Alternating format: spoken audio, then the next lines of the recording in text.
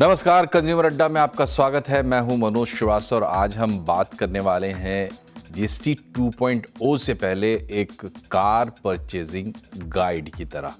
और हम आपको बताएंगे कि अगर आपको कार लेना है तो क्या 22 सितंबर का इंतज़ार करना अच्छा होगा, या कंपनीज जो ऑफ़र कर रही हैं, कह रही हैं, बहुत सारे डीलर्स ये कह रहे हैं कि अभी ही आपको वो फ़ायदा वो दे देंगे, तो क्या अभी आप ले लें क्योंकि बाद में मारामारी बढ़ने वाली गाड़ी की।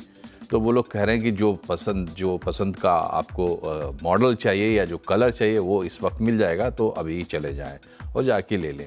वजह इसकी ये है कि देखिए, कारों पे ज़बरदस्त छूट एक तरीके से आप कहिए जीएसटी के माध्यम से आएगी। फिलहाल इसको मैं छूट कह रहा हूँ, लेकिन असल में दाम घट जाएंगे। जीएसटी जो घटा है उसको पास ऑन करेंगे, ऐसा वादा किया है कंपनीज ने। अपना एक रेट लिस्ट भी दिया है, अलग अलग मॉडल्स हैं, बहुत लंबी चौड़ी लिस्ट है, लेकिन हमने उनमें से कुछ रिप्रेजेंटेटिव फ़ायदे आपको बताए हैं कि कितना प्राइस कट हो सकता है अलग अलग कंपनीज में।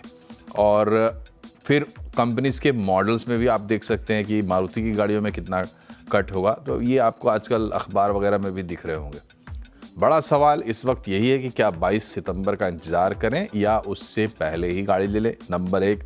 नंबर दो, 22 सितंबर के बाद जो मारामारी बचेगी उसमें आप कैसे अपने पसंद की गाड़ी अच्छे से अच्छे डील में हासिल कर सकते हैं, ये भी समझना हमारा मकसद रहेगा। और तीसरा कि जो पूरी कार इंडस्ट्री है उस पर इसका कितना असर पड़ रहा है, कंज्यूमर्स के लिहाज से भी और जो उनके प्लेयर्स हैं उनके लिहाज से भी, क्योंकि कहा यह जाता है कि कार इंडस्ट्री अगर पिक करती है तो एक साथ 17-18 इंडस्ट्रीज़ जो है वो पिक करती है, क्योंकि वो उससे जुड़ी हुई है। कैस्केडिंग इफेक्ट उसका बड़ा अच्छा होता है। इन तमाम पहलुओं पर हम बातचीत करेंगे। पहले आपका परिचय कराते हैं अपने मेहमानों से। हमारे साथ पार्टनर जीएसटी डेलॉयट के एमएस मनीष साहब हैं और फाडा के पूर्व प्रेसिडेंट विंकेश गुलाटी साहब हैं। आप दोनों का बहुत बहुत स्वागत है सीएनबीसी आवाज़ पर। गुलाटी साहब, पहला सवाल, इस वक्त सुनने में आ रहा है कई प्लेयर्स से बातचीत की हमारे लोगों ने, तो कुछ ने कहा कि नहीं, आप 22 तारीख का इंतज़ार कर लो, फिर फाइनल उस समय तस्वीर आ जाएगी, तब गाड़ी खरीदो, अच्छा रहेगा। कुछ ने कहा कि नहीं नहीं भाई साहब, आप अभी आ जाओ, हम उस हिसाब से आपको उतना बेनिफिट्स दे देंगे। कुछ ने ये भी कहा कि बेनिफिट्स तो चलिए ऊपर नीचे होते रहेंगे, लेकिन अगर आपको पसंदीदा चीज़ चाहिए तो अभी आके ले जाओ, क्योंकि बाद में मारामारी होने वाली है। हकीकत क्या है गुलाटी साहब, क्या इस वक्त हमें उस प्राइस पे गाड़ी मिल सकती है जो 22 के बाद मिलेगी? मनोज जी, धन्यवाद मुझे ऐसे इम्पोर्टेंट टाइम पे बुलाने के लिए। देखिए, एक बात सही है। नॉर्मली क्या होता है कि आदमी नवरात्र की वेट करता है, हर साल की बात करूं, लेकिन इस बार 15 अगस्त के बाद जो एक छूट जो हमें देश के प्रधानमंत्री जी ने इतनी बड़ी दी है, उसकी वजह से एक तरीके से गैप सा पड़ गया इस बीच में। बहुत सारे मैन्युफैक्चरर्स ने गाड़ी की बिलिंग रोक दी, बहुत सारे कस्टमर्स ने गाड़ी की खरीद उस समय रोक दी, पता करने के लिए कि आफ्टर ऑल जीएसटी क्या होने वाला है। अब हमें क्लैरिटी है, और क्लैरिटी यहां तक भी है कि 22 तारीख के बाद के क्या प्राइजेस होने वाले हैं। और लगभग सारे ओईएम्स ने 22 तारीख के बाद के प्राइजेस अनाउंस कर दिए हैं। कुछ ओईएम तो आज उस प्राइस पे गाड़ी देने को तैयार है। जिन ओईएम ने आगे आकर आज की नहीं की, उसमें डीलर्स अपनी तरफ से कस्टमर्स को छूट दे रहे हैं अगर आप गाड़ी आज लेना चाहें। लेकिन अब पूरी बात, जो आपका सवाल था वो ये था कि क्या आज लें या इंतजार करें। देखिए, जहां पे जो मॉडल की शॉर्टेज हमेशा रही, या मैं कहूंगा शॉर्टेज नहीं भी रही, जो इजीली अवेलेबल नहीं थे, उसमें 22 तारीख से पक्का प्रॉब्लम आने वाली है। अब अगर आप इतना फ्लेक्सिबल हैं कि मान लीजिए आपने एक गाड़ी लेनी है और उसका कलर और फीचर से कोई फर्क नहीं पड़ता, तो फिर आप इंतजार कर सकते हैं। आप 22 को आए, जो गाड़ी जिस डीलर के स्टॉक में होगी, थोड़ा बहुत वेरिएंट को ऊपर नीचे करके, मॉडल को ऊपर नीचे करके आपको पक्का मिल जाएगी। लेकिन जिस तरीके से ये इस पूरे महीने में लोगों ने इस जीएसटी के प्राइस का इंतजार किया है, 22 तारीख को मुझे लगता है हमारे लिए धनतेरस बनने वाला है। और ये पहला फेस्टिवल होगा जब हम डबल धमाका की बात करेंगे। नॉर्मली धनतेरस दिवाली वाला जो 4-5 दिन होता है, वो अपने आप में जो 9 दिन नवरात्र के आते हैं उससे कम से कम डबल या ट्रिपल होता है। इस बार हमें उम्मीद है कि ये नवरात्र भी आपने अपने आप में धनतेरस दिवाली वाले 5 दिन के बराबर होने वाला है। इसका मतलब है कि जो गाड़ियां हमारे स्टॉक में है, वो उसकी वेरिएंस हमारे पास नहीं है इतनी कि एक ही गाड़ी का मॉडल अगर 4 कस्टमर या 10 कस्टमर मांगेंगे तो एज अ डीलर हम दे पाएंगे। और जैसा कि सेस की वजह से, जो सेस का इनपुट बंद होने वाला है, उस वजह से जो सेस वाली गाड़ियां हैं वो डीलर्स ने उठानी बंद की हुई हैं। वो 22 तारीख के बाद उठाएंगे। इट मींस जो गाड़ियां आपको लेनी है, या जो अच्छी हैं, या जो बिक रही हैं, या जो डिमांड में है, उन गाड़ियों का स्टॉक डीलर्स के पास सीमित है। इसलिए राय यही होगी कि अगर आप ऐसी किसी भी गाड़ी के बारे में सोच रहे हैं, अपने डीलरशिप पे जाएं, गाड़ी का स्टॉक समझे, और अगर आपको वेरिएंट समझ आ रहा है तो आप गाड़ी पहले तो बुक कराएं, फिर उसके बाद अगर उनके पास स्टॉक्स की कोई प्रॉब्लम नहीं है तो कोई बात नहीं, आप 22 तक वेट करें। अगर ऐसा आपको लगता है कि उनके पास स्टॉक सीमित है, फुल पेमेंट करके आपने डिलीवरी लेनी है डिलीवरी ले लें, वरना बिल करा लें गाड़ी, और 22 तारीख को आप अपनी डिलीवरी ले सकते हैं। ये डिपेंड करेगा आपको मॉडल कौन सा लेना है, कौन सा मैन्युफैक्चरर लेना है, और उस हिसाब से आप डिसीजन लीजिए। परंतु इतनी बड़ी छूट जो गवर्नमेंट ने आज दी है, उस छूट का फायदा तभी है कि जो आपकी इच्छा है, जो आपकी लेटेंट डिजायर है परचेज करने की गाड़ी, कम से कम वो गाड़ी आपको मिले। अन्यथा 22 को आप जब जाएं और आपके पसंद की गाड़ी ना मिले और आप कुछ और लेके आए, तो गाड़ी भी खरीदी और पूरी खुशी भी घर नहीं है। उससे बचे। जी, किसी भी हालत में देखिए गुलाटी साहब तो यही चाहेंगे कि आप कम से कम शोरूम तक आएँ ज़रूर, अभी इंक्वायरी करने के बहाने या किसी बहाने से आएँ, ताकि आपको ये गाड़ियाँ दिखाएँ और आपको एक तय करें कि आप गाड़ी खरीद रहे हैं। अभी चाहे लें, चाहे 22 तारीख के बाद लें।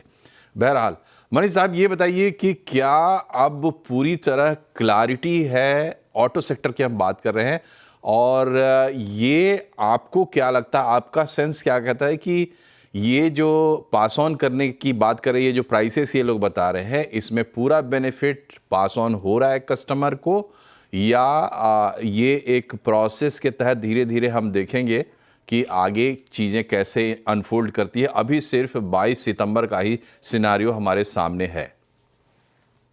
देखिए, जहां तक जीएसटी कट्स को पास ऑन करने का सवाल है, उसमें कोई डाउट नहीं है कि industry, businesses, dealers definitely pass on करेंगे। तो उसमें कोई डाउट नहीं है उनके इंटेंशन के तरफ से, क्योंकि इस स्केल का जो रिफॉर्म है ये पहले कभी अपने कंट्री में अंडरटेक नहीं किया गया है।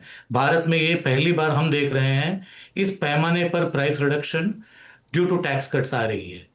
तो इंटेंशन की वजह से मैन्युफैक्चरर्स हों या डीलर्स हों, वो तो डेफिनेटली पास ऑन करेंगे कस्टमर तक। और इसमें कुछ जो मुद्दे हैं अभी पास ऑन करने के लिए, उसको डिस्कस करने के लिए कल एक मीटिंग है सीबीआईसी ने जो बुलाया है, जहां पर मैन्युफैक्चरर्स के रिप्रेजेंटेटिव्स हैं, डीलर्स के रिप्रेजेंटेटिव्स हैं, कंपोनेंट मैन्युफैक्चरर्स के रिप्रेजेंटेटिव हैं, सारी इंडस्ट्री एसोसिएशंस उसमें हैं। तो उसमें भी सरकार उनसे यही जानना चाहती है कि उनकी टेक्निकल डिफिकल्टीज क्या हैं, एग्जिस्टिंग स्टॉक में क्या समस्या है, उनको सेस को लेकर क्या समस्या है। और ये जब कल वार्तालाप में वो बताएंगे कि क्या क्या तकलीफें हैं उनको, उसके बेसिस पे हम उम्मीद कर रहे हैं कि अगले हफ्ते में कुछ क्लैरिफिकेशन इशू की जाएंगी, जो इंडस्ट्री की जो डिफिकल्ट प्रॉब्लम्स हैं उसको कुछ हद तक एड्रेस करेंगी। अब जहां तक पास ऑन का सवाल है, एक तो है कि गुलाटी साहब ने जैसे कहा, वो इंडस्ट्री स्पेसिफिक इश्यू नहीं होगा, वो manufacturer specific, model specific, variant specific issue होगा। इन प्रिंसिपल सारे मॉडल, सारे वेरिएंट्स पे डेफिनेटली पास ऑन करेंगे, पर वो मॉडल्स डीलर के शोरूम में 22 तारीख से मिलेंगे क्या, मैं समझता हूं उसमें अप्रोक्सीमेटली 1 वीक का टाइम लगेगा, क्योंकि 22 को अगर मैन्युफैक्चरर अपने डिस्पैच शुरू भी करते हैं, वो गाड़ियों की, क्योंकि लार्जेस्ट कंपोनेंट ऑफ जीएसटी है एक गाड़ी में जो लगती है, वो पे होती है मैन्युफैक्चरर्स के एंड पे। उसके बाद में डीलर्स के एंड पे जो जीएसटी पे होती है वो सिर्फ वैल्यू एडेड और जीएस डीलर के मार्जिन के ऊपर पे होती है। तो जब मैन्युफैक्चरर के वहां से 22 तारीख या उसके बाद में जो गाड़ियां निकलेंगी, वो ही इनवॉइस होंगी डीलर को नई जीएसटी के रेट पे। अब छोटी गाड़ियों के केस में जो डिफरेंस है वो 13% के करीब है, 31% विद सेस जो है वो 18% आ रही है। बड़ी गाड़ियां, कुछ गाड़ियां और कुछ मॉडल के ऊपर जो 28+12 के रेट में है, वो अभी भी 40% में आएगी, और कुछ जो 28+22 में है वो भी 40% में आएगी। सो ऐसा नहीं है कि यूनिफॉर्म तरीके से हर गाड़ी के ऊपर 10%, 12%, 15% की रिडक्शन है। वो डिपेंड करती है कि पहले का रेट क्या था। अगर पहले का रेट 28% प्लस 3% से 31 टोटल है और वो अभी 18% पे आ रही है, तो उसके ऊपर 13% का प्राइस डिफरेंस है। जबकि अगर पहले का जो रेट था वो 28% जीएसटी और 12% सेस का था, जिसका टोटल इम्पैक्ट 40% के करीब है, और अभी नई जीएसटी रेट उस गाड़ी के ऊपर भी 40% है, तो उतना बड़ा डिफरेंस नहीं आएगा। उस केस में अगर कंज्यूमर को अच्छी सी डिस्काउंट अभी मिल जाए तो शायद वो कंसिडर करेंगे कि अभी हम क्यों ना गाड़ी ले लें जब वो रेडिली अवेलेबल है। जी, तो अलग अलग गाड़ी पर अलग अलग केस बनता है, क्योंकि पहले भी जीएसटी प्लस सेस अलग अलग तरीके से लगता था और अब फ्लैट 18% हो गया है, तो अब कौन कितना गिर के आ रहा है इस पर निर्भर करता है। ये तो एक बात हुई, इंटेंशंस पे शक नहीं है, लेकिन बिजनेस तो सिर्फ इंटेंशन से चलता नहीं है, बिजनेस के अपने डायनेमिक्स होते हैं। गुलाटी साहब, ये बताइए, पिछले 1.5-2 साल से मान लें तो थोड़ी सी जो स्थिति है, क्या वो बहुत अच्छी कही जा सकती है मार्केट की? देखिए मनोज जी, पहले मैं उसका आंसर दूंगा। देखिए इंटेंशंस भी है, और अगर आपको बताऊं, इस साल जनवरी से अभी तक या अप्रैल से अभी तक मार्केट बहुत अच्छा परफॉर्म नहीं कर रही। आप अगर देखेंगे तो डिस्पैचेस, जो कि कंपनी की मैन्युफैक्चरिंग होती है, जो डीलर को जाती है, वो इस बार लगभग माइनस में चल रही है। बहुत छोटे माइनस में, बट माइनस में है। मैं कारों की बात कर रहा हूँ। और अगर मैं वाहन रजिस्ट्रेशन की बात करूं, जो एफएडीए नंबर देता है, वो भी एक बहुत छोटा सा नंबर है जिस परसेंटेज पे हम ग्रोथ कर रहे हैं। ऐसे सिचुएशन में हम डीलर्स नहीं, पूरा ऑटो फ्रेटर्निटी चाहता है कि ये जो सेंटिमेंट्स पॉजिटिव हुए हैं जीएसटी की वजह से, इसका फायदा मिले। और फ्रैंकली बताऊं, अब हमारा कंपटीशन अपने से नहीं है, अब इस समय कंपटीशन सबसे हो गया। क्योंकि एक कस्टमर जिसके दिमाग में मान लीजिए 4 चीजें लेने की सोच रहा था कि टीवी लूं, फ्रिज लूं, कार लूं, बाइक लूं या कुछ लूं, अब सबके ही लगभग दाम उसको 5-10% की कमी में मिलेंगे। और फायदा ये होगा कि मान लीजिए उसने टीवी लेना है, अगर 50,000 का टीवी था तो 5,000 का फायदा मिलेगा उसे 28 से 18 में आने में। और वो बिल्कुल। 5,000 उसकी जेब को और भारी करेगा, मींस परचेजिंग पावर बढ़ाएगा। तो ऐसे टाइम में हमारे लिए एक बहुत पॉजिटिव मोमेंटम है। और इधर जो अभी इनकम टैक्स की जो रिफॉर्म्स हुए हैं, जो फाइनेंस मिनिस्टर से किए थे, जो 12 लाख की आई है, उसकी वजह से भी जो हमारा एक एंट्री लेवल कार वाला सेगमेंट है, मिडिल क्लास वाला, सैलरीड क्लास वाला, या जो रूरल रिलेटेड बिजनेस में है या काम में है, उसमें भी एक अच्छा परचेजिंग पावर उसको मिली है। तो इस समय ऑटो फ्रेटर्निटी पूरी चाहती है ये जो पॉजिटिव सेंटिमेंट है, इसको, जो हमारे नेगेटिव नंबर्स जो जा रहे हैं, उसको पॉजिटिव में लेके आए। बल्कि मुझे तो उम्मीद है कि सिर्फ ये जो गवर्नमेंट ने 8% से 13% की छूट दी है, सिर्फ इतनी ही नहीं, इसके अलावा आपको 5 से 10% की छूट सारे मैन्युफैक्चरर्स लगभग में मिलेगी। मतलब मैं ही नहीं कहता, कुछ मॉडल जो शॉर्टेज है उनके, बट 80% मॉडल में आपको एडिशनल 5 से 10% की छूट आएगी जो फेस्टिव में है। तो ऐसे समझिए, एक कस्टमर को कम से कम 12-13% से 20% की बेनिफिट मिलेगा गाड़ी से, अगर उसने जुलाई में अगर प्राइस लिस्ट हम लोग से ली होगी और अब जब वो गाड़ी लेने आएगा। तो ऐसे मौके को हम लोग पूरा पूरा पास ऑन करना चाहते हैं, और पास करके कस्टमर के सेंटिमेंट से कुछ गाड़ी की सेल करके अपनी ऑटो फ्रेटर्निटी की भी दिवाली बनाना चाहते हैं, जो हमारे फायदे में भी रहेगी। क्योंकि ये एक ऐसी चीज है, जब गाड़ी बिकती है, एक के घर जाती है तो उसका पड़ोसी देख के और इंस्पायर होता है। तो वर्ड ऑफ माउथ, किसी को देख के, इमेज, ये सब की वजह से हमारी सेल और बढ़ती है। हम लोग इस समय ऐसा मौका नहीं चूकना चाहेंगे। जी, बिल्कुल। बिजनेस बढ़ाना तो चाहेंगे ही। मैंने पहले ही कहा कि जो थोड़ी बहुत सेहत गड़बड़ा रही थी ऑटो सेक्टर की पूरी, उसमें एक बड़ा मौका है, तो पास ऑन तो ज़रूर करेंगे। अब कितना करेंगे, कैसे करेंगे, उनके अलग अलग डायनेमिक्स हो सकते हैं, अलग अलग मॉडल्स की भी बात हो सकती है। मनीष साहब, ये बताइए, हम ऑटो सेक्टर की बात कर रहे हैं, लेकिन ये रिफ्लेक्ट करेगा तो दूसरे सेक्टर्स में भी हम समझ सकते हैं इस चीज़ को। इस तरीके के टैक्स कट से कंजम्पशन में अच्छा ग्रोथ देखने को मिलेगा, बट ऑटो एक ऐसा सेक्टर है जहां काफ़ी पैसा लगता है, और हम सिर्फ कारों की बात कर रहे हैं इस वक्त, बाइक्स की बात नहीं कर रहे हैं। तो उसमें कितनी बॉयंसी आप देख सकते हैं कंजम्पशन में, या जो मार्केट मंदा चल रहा था, नए ग्राहक बढ़ जाएंगे, यही तो उम्मीद कर रहे हैं हम। क्योंकि जो पहले से पुराने ग्राहक थे वो तो थे ही थे, लेकिन अब टैक्स कट होने से नए ग्राहक आ जाएंगे। खास करके छोटी गाड़ियों की बात करें, उसकी हम अलग से बात करेंगे, इन जनरल भी कहते हैं। आपको कितना उम्मीद लगती है इसकी? हाँ, देखिए, पहली बात यह है कि ऑटो सेक्टर जो है वो सिर्फ एक ऑटो सेक्टर, और मैं वाइडर सेक्टर की बात कर रहा हूँ। सिर्फ गाड़ियों की नहीं, गाड़ियां, उसके कंपोनेंट मैन्युफैक्चरर्स, उसके सर्विस सेंटर्स, जो पूरा जो इकोसिस्टम है, ये सिर्फ एक सेक्टर नहीं है कंट्री के लिए। किसी भी कंट्री की जो ऑटो सेक्टर है उसको बैरोमीटर मानते हैं कंट्री की इकोनॉमी किस तरीके से प्रोग्रेस कर रही है। जी। तो किसी भी कंट्री में अगर ऑटो सेक्टर की अच्छी रिजल्ट्स है, auto sector as a whole, auto sector की इकोसिस्टम अच्छी तरीके से चल रही है, इसका मतलब है जनरली वो जो कंट्री है वो कंट्री की जीडीपी की ग्रोथ अच्छी है। हम्म। अब इसकी वजह यह है कि ऑटो सेक्टर जो है उसकी लिंकेजेस सारे सेक्टर्स के साथ में है। जी। क्यों? और जब सारे सेक्टर्स ठीक तरीके से परफॉर्म करते हैं तो ही लोग जाके गाड़ियां लेंगे। जी। जी। ये एक कैपिटल इंटेंसिव परचेज है किसी भी फैमिली के लिए, किसी भी कंट्री में, सिर्फ इंडिया में नहीं है। तो हर जगह पे अगर डिस्पोजेबल इनकम ज्यादा है, अगर लोगों के पास कैपिटल स्टॉक जिसको कहते हैं वो है, तब जाके लोग सोचेंगे गाड़ी लेने के लिए। तो गाड़ी लेना जो है वो कभी भी इंपल्सिव परचेस नहीं है दूसरे बहुत आइटम्स के जैसे। क्योंकि ये इंपल्सिव परचेस नहीं है, जब कंट्री की इकोनॉमी रेजिलिएंट रहेगी और जब लोगों को कॉन्फिडेंस रहेगी कंट्री की इकोनॉमी के ऊपर, तब जाके वो जाके कार्स खरीदेंगे।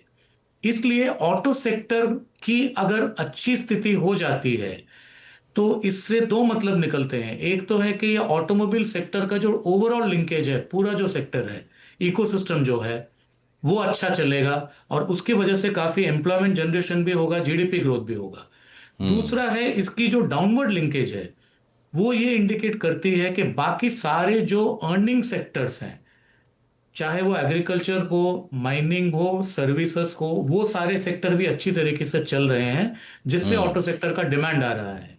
इसीलिए ऑटो सेक्टर के ऊपर जो फोकस सरकार ने अभी दी है, ऑटो सेक्टर के ऊपर जो जीएसटी की कटौती की है, मैं मानता हूं ये एक सिर्फ जीएसटी रेट चेंज नहीं है, ये एक्चुअली एक बहुत बड़ी इवेंट है इंडिया के ऑटोमोबाइल इकोसिस्टम में, जो शायद हमने कभी पिछले इसके पहले कभी नहीं देखा है।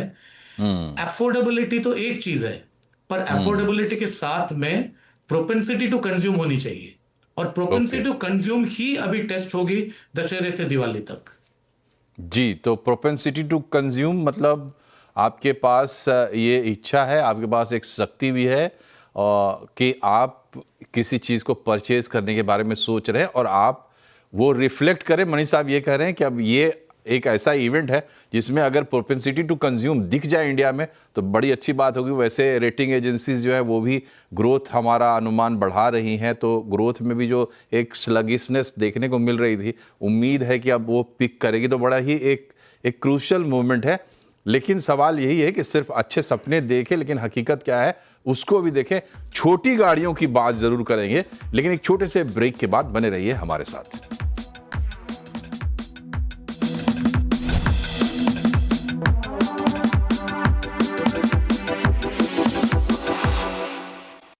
कंज्यूमर अड्डा में आज हम बात कर रहे हैं कि जो जीएसटी में मेजर कट्स हुए हैं गाड़ियों के जीएसटी में, तो उसके नतीजे में प्राइसेस घट गए हैं। कंपनियों ने अभी से अपने प्राइसेस डिस्प्ले कर दिए हैं। तो सवाल उठता है कि क्या 22 सितंबर का इंतज़ार करें या अभी जाके गाड़ी ले लें या बुक कर लें। तो अभी तक जो राय मशवरा हमने किया है उससे तो बात यही निकल के आई है कि आपकी पसंद क्या है, कौन सी गाड़ी, कौन सा मॉडल आप लेना चाहते हैं, उस हिसाब से थोड़ा बेसिक रिसर्च आपको करना होगा। अभी ही शोरूम तक जाके और आपको पता करना होगा। गाड़ी चुना नहीं है तो ज़्यादा आपको मुश्किल हो सकती है, क्योंकि कई कंपैरिजन्स भी आपको करने होंगे। और आपने अगर ब्रांड तय कर लिया है, मॉडल तय कर लिया, उसमें वेरिएंट्स में कुछ सोच रहे हैं, तो आपका काम थोड़ा आसान हो सकता है। बहरहाल अभी से लेके और दिवाली तक आप समझिए कि कार के बाजार में धमाके पर धमाका होने वाला है। जीएसटी का धमाका हो गया है, अब इसके बाद इनके आपस में कंपटीशन होगा, तो उसके नतीजे में भी आपको ऑफर्स और ये सब चीज़ें मिलेंगी, क्योंकि सेलर्स भी देख रहे हैं कि ये मौका है और अपने आप को जो है इस समय जो थोड़ी बहुत जो मुसीबत इनकी चल रही थी पहले से, उसको हटा लिया जाए और फिर अच्छे दिन आ जाएं ऑटो सेक्टर के, ऐसा सब लोग सोच रहे हैं। और कस्टमर के तो आ ही गए हैं क्योंकि दाम घट गए। गुलाटी साहब ये बताइए, छोटी गाड़ियों की उम्मीद आप बता रहे हैं, लेकिन अब तो छोटी गाड़ियों के मॉडल्स ही बहुत कम रह गए। पूरा जोर एसयूवी, कॉम्पैक्ट एसयूवी पे ऐसा मच गया, लगा जैसे हिंदुस्तान को अब सिर्फ एसयूवी ही चाहिए। तो अब क्या ये वक्त ऑटो इंडस्ट्री में भी थोड़ी बहुत सोच विचार या गाड़ियों की प्लेसमेंट, प्लानिंग वगैरह को लेके होगा? देखिए ये ऑलरेडी हो चुका है। मेरे ख्याल हम्म। से इस बार कोविड ने बहुतों की अपनी सोच बदल दी। कुछ कहा जाए, किया ने जब लॉन्च किया था सेल्टोस फीचर्स लॉन्च किए थे, उससे बहुत सोच बदल गई। और आज कोई भी आदमी जब अपने लिए गाड़ी खरीदता है, वो उसे लगभग ऐसा लगता है कि क्या मैं अपने ड्राइंग रूम को अपनी गाड़ी तक एक्सटेंड कर दूं, या मतलब मैं हम्म। जैसे अपने घर में कोई गाना सुन रहा हूं और मैं गाड़ी में बैठूं, वही गाना वहां से कंटिन्यू हो जाए, या मैं जिस हिसाब से म्यूजिक सिस्टम या लाइट सिस्टम अपने घर में चलाता हूं, वही क्यों ना गाड़ियों में हो जाए। और आजकल के मैन्युफैक्चरर्स ने इस कस्टमर की जो डिजायर है, इसके ऊपर बहुत सारे फीचर्स गाड़ी में लॉन्च कर दिए हैं। तो इसलिए ये प्रीमियमाइजेशन बढ़ गया है। और दूसरा, कोविड से एक और फायदा हुआ, फायदा बोलूंगा या सोच बदली। जो लोग कहते थे कि भाई क्या करेंगे, हम रेंट पे गाड़ी ले लेंगे, उबर चला लेंगे, उन्होंने वो योलो वाला समझाया कि मैं सिर्फ एक ही बार जिंदगी है, क्यों ना पूरा ऐश करें। उस चक्कर में लोगों ने अपनी इच्छाएं पूरी करने के लिए गाड़ियों को और अच्छे फीचर्स वाली गाड़ी खरीदने की वो चालू की। और ये 3-4 साल से चल रहा है। और लकीली क्या है, हिंदुस्तान में जो हमारी गाड़ियां हैं, जो टाटा और महिंद्रा है, इन्होंने भी अपनी प्रोडक्ट की क्वालिटी बहुत अच्छी कर दी। बल्कि महिंद्रा की जो अभी इलेक्ट्रिक व्हीकल है, अगर आप वो देख ले तो टेस्ला का, या इवन ऐसे अभी भी लगता है जैसे कॉन्सेप्ट कार है। इतने फीचर्स, इतना लुक अच्छा। इस वजह से भी लोगों को जब ऑप्शंस मिलने लग गए, तो वो ऑप्शंस के हिसाब से उन्होंने अपनी इच्छाएं पूरी की। बट जैसा कि आपने एंट्री लेवल कार कहा है, नो डाउट हमारा जो एंट्री लेवल का परसेंटेज है, एक 60% का भी हुआ था आज गिर करके 40% आ गया है। कंपैक्ट एसयूवीज और एसयूवीज 50% से ऊपर आ चुका है। लेकिन ये जो जीएसटी का बेनिफिट है, ये मान लीजिए अगर प्रीमियम पे 10% का बेनिफिट मिल भी रहा है, तो ये वो कस्टमर है जिसकी प्राइस इलास्टिसिटी या उसकी गाड़ी खरीदने की क्षमता में 2-4-5 हजार या 2-4-5-10% के फर्क की वजह से वो गाड़ी का डिसीजन नहीं चेंज करता। लेकिन एक एंट्री लेवल जो होता है, जहां पे एक सैलरी क्लास या मिडिल क्लास या फार्मर या रूरल पर्सन, हम्म। अगर 50 हजार गाड़ी महंगी होती है उसके बजट से, तो वो सोचता है ना लूं, मैं यूज कार ले लूं या काम चला लूं। आज का हम्म। जो ये 50-60 हजार की उसे छूट मिलेगी एंट्री लेवल कार में, नो हम्म। डाउट आप सही कह रहे हैं, एंट्री लेवल कार में बहुत ऑप्शन नहीं है, दो ही चार हम्म। है। बट ये भी मानिए कि जो आदमी उस लेवल पे है, उसके लिए एंट्री लेवल कार एक बहुत ही अच्छी इमेज बूस्टर है। उसको ये फर्क हम्म। नहीं पड़ता कि मेरे पास 12 ऑप्शन है कि 4 है। उसको ये जी जी। खुशी होती है कि एटलीस्ट मेरे घर पे गाड़ी आई। और जी अब क्योंकि बिल्कुल सही। 50 हजार सस्ता हो गया है, तो उसके हम्म। बजट में आ गई, उसकी थिंकिंग में आ गई। इसीलिए जी हमें जी। उम्मीद है कि एंट्री लेवल कार में दोबारा से एक जोर आना चाहिए। जी जी, और असली मज़ा कार खरीदने का जो है वो एंट्री लेवल बायर को ही आता है, ये बहुत बड़ी सच्चाई है। और कैसे हिंदुस्तान की सच्चाई इतनी तेज़ी से बदल गई कि 60% लोग एंट्री लेवल पे 60% बायर्स थे, और अब वो घट के पता नहीं कितने परसेंट रह गए हैं, लेकिन काफ़ी कम हो गया है। तो ये डायनेमिक्स कैसे चेंज हुए, मनीष साहब आपको क्या लगता है, क्या ये एक ओवरहॉल भी है ऑटो इंडस्ट्री के लिए? अगर ये मौका साबित होता है, ये इवेंट बहुत अच्छा, तो ओवरहॉल होगा, और आपको लगता है कि कार मार्केट में बहुत सारे लोगों को ये मौका मिल जाएगा कि भाई चलिए हम ये गाड़ी लेना चाहते थे, अब छूट मिल रहा है तो थोड़ी बड़ी गाड़ी में अपग्रेड कर जाएं। लेकिन हमें उनके बारे में नहीं सोचना चाहिए, जो उनके बारे में ज़रूर सोचना चाहिए जो अभी 1 लाख की बाइक खरीदते हैं, 1.5 लाख तक की बाइक खरीदते हैं। मैं 2.5 लाख 3 लाख की बाइक वालों की बात नहीं कर रहा हूँ। तो उनका सपना होता है एंट्री लेवल पे जाने का। क्या आपको भी लगता है मनीष साहब कि उनके लिए ये एक मौका होगा, और ये एक इशारा होगा ऑटो मेकर्स के लिए भी कि इस सेगमेंट की थोड़ी ज़्यादा ही उपेक्षा हो गई? नहीं, आपका कहना बिल्कुल सही है मनोज जी कि ये इंडिया की ऑटोमोबाइल इकोसिस्टम में ट्रूली एक ट्रांसफॉर्मेशनल इवेंट है।